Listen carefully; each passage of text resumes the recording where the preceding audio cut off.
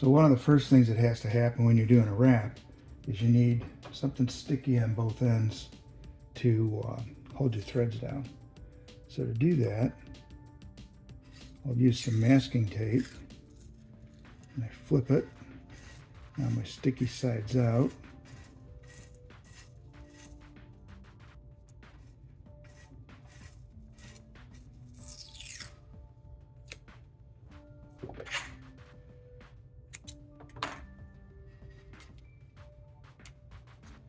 And we'll do the same thing on this end.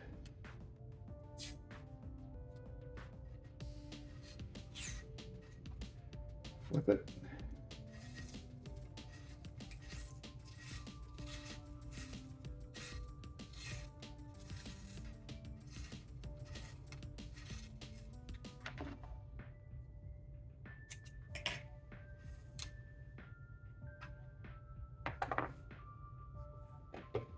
The pattern I've chosen to do is the hidden star out of Billy's book.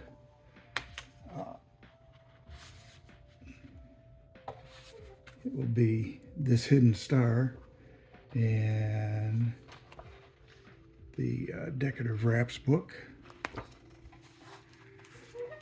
I'm not sure how many repetitions I'm going to be able to get with this, but we're going to start.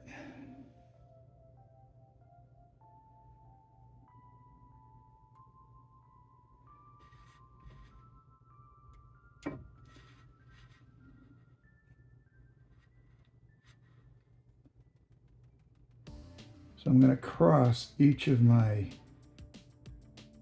marks that I made. This, in theory, with the taper offset, should give me squares. Everything can be adjusted.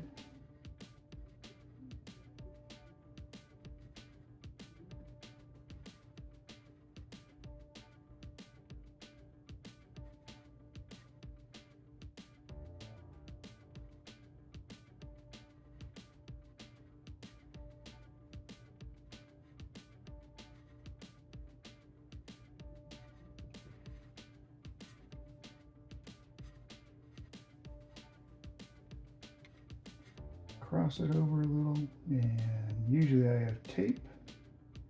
This time I didn't cut any tape off. And I just pushed my end down on the tape.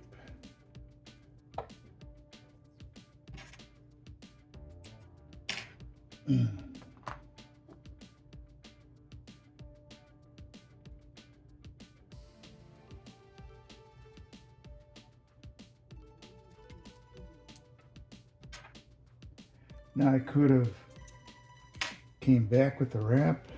I could have just come back with the wrap, but I chose to cut it off. Get a piece of tape ready for the end. Okay, so that one went one way. This one will go the other way.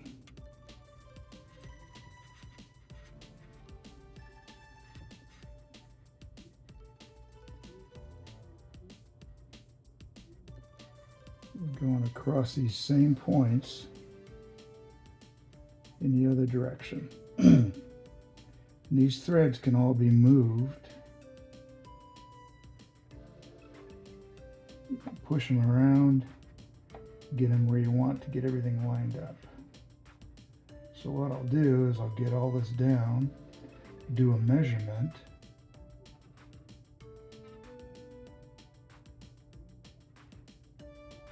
make sure these points are where I want them.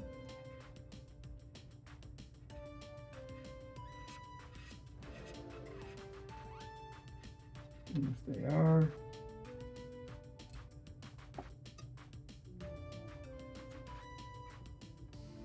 then we'll move on to the next one.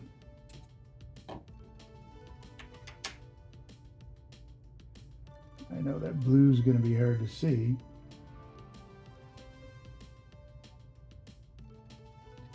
So there's first pass with first two passes with one of the blue threads.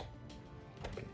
So I've got my one wrap of the, or one iteration of the 2 shades of blue down, and the one thing that needs to happen at this point is these squares.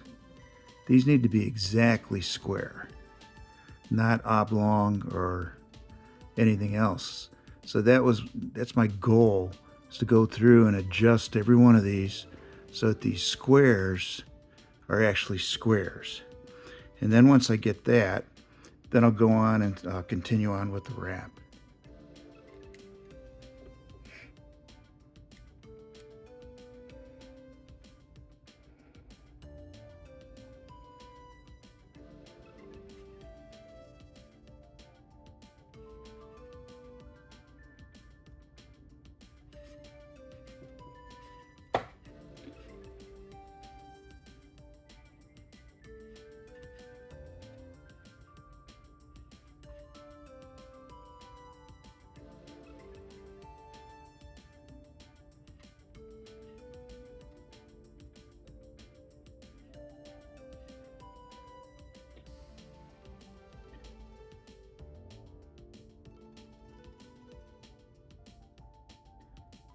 When you're doing a wrap, you just need to make sure that you don't cross any of your threads.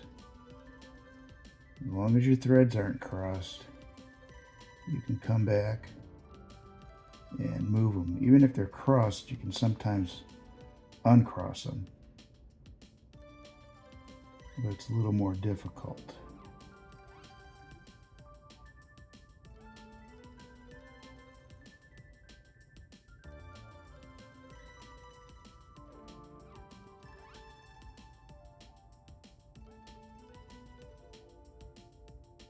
So what I do is when I lay my threads down, I keep them from crossing. I get them very close, and then I'll come back and pack it. But that won't be until I get about 8 or so, or a couple more threads down.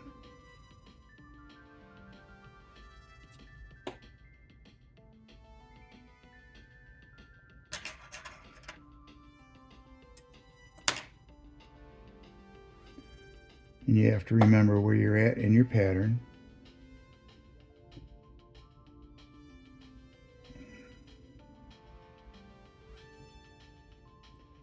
I could put more sticky tape down, but I didn't.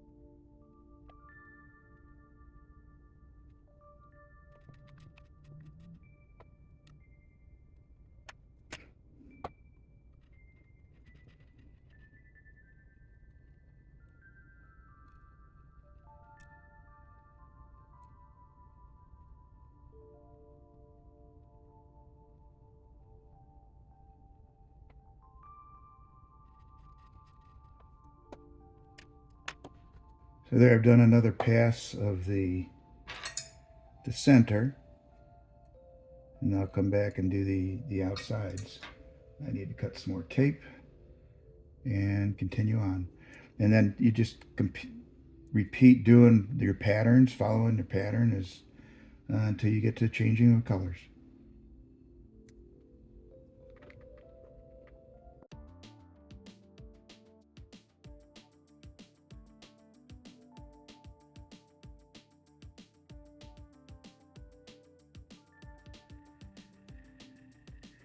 This is the finished wrap and the hook keeper.